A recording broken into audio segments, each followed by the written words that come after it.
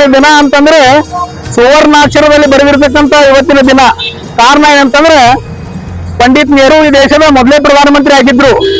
ಅವರು ಆಗಿರ್ತಕ್ಕಂಥದ್ದು ಅಂದ್ರೆ ಎಂಟ್ರಿಯಂ ಗೌರ್ಮೆಂಟ್ ಅಂತಿತ್ತು 1947ರಿಂದ 52ರವರೆಗೆ. ತದನಂತರ ಇಲೆಕ್ಟೆಡ್ ಗೌರ್ಮೆಂಟ್ ಅಂತೇಳಿ ಚುನಾಯಿತ ಸರ್ಕಾರದ ಪ್ರಧಾನಮಂತ್ರಿ ಆಗಿರ್ತಕ್ಕಂಥ ನೆಹರು ನಡೆಸಿದ ಅಧಿಕಾರದ ಅವಧಿ 4398 ದಿನ.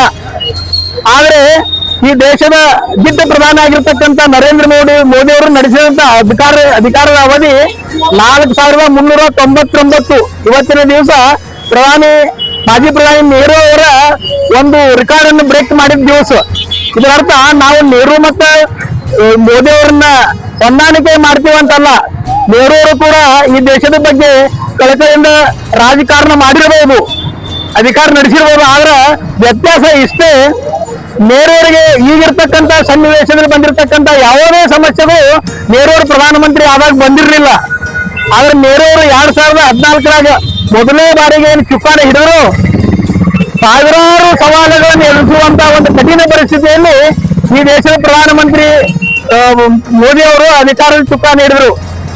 ಅದನ್ನ ಎಲ್ಲವನ್ನ ಒಂದೊಂದಾಗಿ ಸಮಸ್ಯೆಗಳನ್ನು ಬಗೆಹರಿಸುತ್ತಾ ನಾವೇನು 1951ರಲ್ಲಿ ಭಾರತೀಯ ಜನಸಂಘ ಇತ್ತು, ಭಾರತೀಯ ಜನತಾ ಪಾರ್ಟಿ 1980 ಯಾವಾಗಾತು ನಮ್ಮ ಪಂಚನಿಷ್ಠರನ್ನು ಬಿಡ್ಲಿಲ್ಲ, ಹಾಗೂ ನಮ್ಮ ಇಲೆಕ್ಷನ್ ಅಜೆಂಡಾದಲ್ಲಿ ಇರ್ತಕ್ಕಂಥ ಯಾವುದೇ ಒಂದು ಕಾರ್ಯಕ್ರಮವನ್ನು ಬಿಡ್ಲಿಲ್ಲ. ಉದಾಹರಣೆಗೆ ಆರ್ಟಿಕಲ್ 370 ಆಗಿರ್ಬೋದು, ರಾಮ ಮಂದಿರದ ನಿರ್ಮಾಣ ಆಗಿರ್ಬೋದು, ತ್ರಿವಿ ತಲಾಕ್ ಆಗಿರ್ಬೋದು, ನೂರಾರು ಕೆಲಸಗಳನ್ನು ಮಾಡಿ ಈಗ ಭಾರತ ಆರ್ಥಿಕ ವ್ಯವಸ್ಥೆಯಲ್ಲಿ 5ನೇ ನಂಬರ್ ಇದೆ.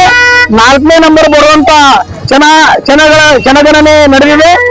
ಇಷ್ಟೇ ಅಲ್ಲ, ಈ ದೇಶ ಬರೀ ಸ್ವಾಭಿಮಾನದಿಂದ ಬದುಕುವ ಅಷ್ಟಲ್ಲ, ಸುರಕ್ಷಿತವಾಗಿಯೂ ಬದುಕಬೇಕಾಗಿತ್ತು.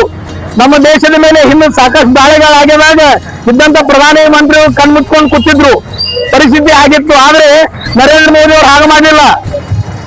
ಸರ್ಜಿಕಲ್ ಸ್ಟ್ರೈಕ್ ಇರ್ಬೋದು, ಏರ್ ಸ್ಟ್ರೈಕ್ ಇರ್ಬೋದು, ಪಾಕಿಸ್ತಾನದ ಗಡಿಯೊಳಗೆ ಹೊಕ್ಕ ನಮ್ಮ ವಿರೋಧ ಕೆಲಸವನ್ನು ಮಾಡಿದಾಗ ಹೊಡೆದು ಬಂದಿರೋರು ಒಂದು ಮಾತು ಹೇಳ್ತಿರೋರು, ಚುಮ್ ಕೆ ಮಾರಂಗೆ ಅಂತ, ಟೆರರಿಸ್ಟ್ ಬಗ್ಗೆ ಚುಮ್ ಕೆ ಮಾರಂಗೆ ಅಂತ. ಅದನ್ನ ಬರೀ ಬಾಯಿ ಮಾತಿನಲ್ಲಿ ಹೇಳಿಲ್ಲ, ಅದನ್ನ ಯಾವುದೇ ಕಾರಣಕ್ಕೂ ನಾ ಕಾರ್ಯರೂಪದಾಗ ತರ್ತೀನಿ ಅಂತಂದ್ರೆ ಇವತ್ತಿನ ಚೀನಾ ಇರ್ಲಿ, ಬಾಂಗ್ಲಾ ಇರ್ಲಿ, ಪಾಕಿಸ್ತಾನ ಇರ್ಲಿ, ಬಾಲ ಮುಳ್ಕೊಂಡು ಇಂಡಿಯಾದ ಮುಂದೆ ನತಮಸ್ತಕಾಗಿ ನಿಂತೈತಂದ್ರೆ ಇದಕ್ಕೆ ಕಾರಣ ದಿಟ್ಟ ಪ್ರಧಾನಿ ನರೇಂದ್ರ ಮೋದಿ ಅಂತ ಅತಿ ಘಂಟಾಘೋಷವಾಗಿ ನಾವು ಅಭಿಮಾನದಿಂದ ಹೇಳ್ತೀನಿ.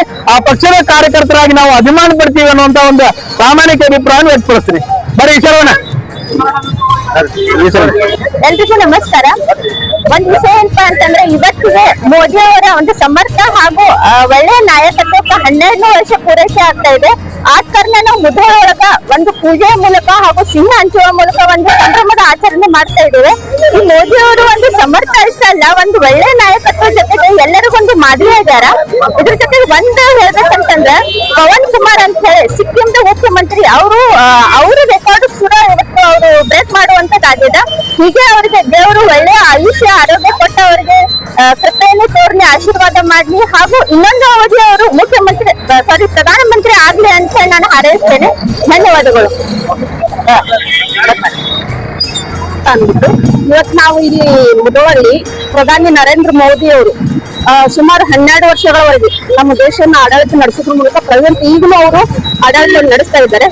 ಈ ಒಂದು ಸಂದರ್ಭದಲ್ಲಿ ನಾವು ಒಂದು ವಿಷಯಗಳನ್ನ ಹೇಳಲಿಕ್ಕೆ ಇಷ್ಟಪಡ್ತೀನಿ. ಅದೇನಪ್ಪಾ ಅಂದ್ರೆ, ಚುನಾಯಿತವಾಗಿರ್ತಕ್ಕಂಥ ಈ ಪ್ರಜಾಪ್ರಭುತ್ವ ದೇಶದಲ್ಲಿ ಯಾವುದೇ ಚುನಾಯಿತ ವ್ಯಕ್ತಿಗಿಂತ ನರೇಂದ್ರ ಮೋದಿಜಿ ಅವರು ಎಲ್ಲಾ ಪ್ರಧಾನಿಗಳ ರೆಕಾರ್ಡ್ ಅನ್ನು ಇವತ್ತು ಬ್ರೇಕ್ ಮಾಡಿದ್ರು ಅಂತ ಹೇಳಿಕ್ಕೆ ಇಷ್ಟಪಡ್ತೀನಿ.